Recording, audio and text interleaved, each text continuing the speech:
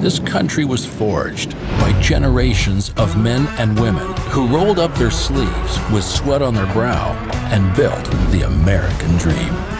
These doers work proudly with their hands, putting their unique fingerprints on our country, and went home satisfied after every long day's work. In an age of technology, there remains a real need for skilled tradespeople, because some work can't be automated. Electrical, plumbing, and carpentry fields will see double-digit growth rates in the coming years, and there aren't enough tradespeople to keep up with demand.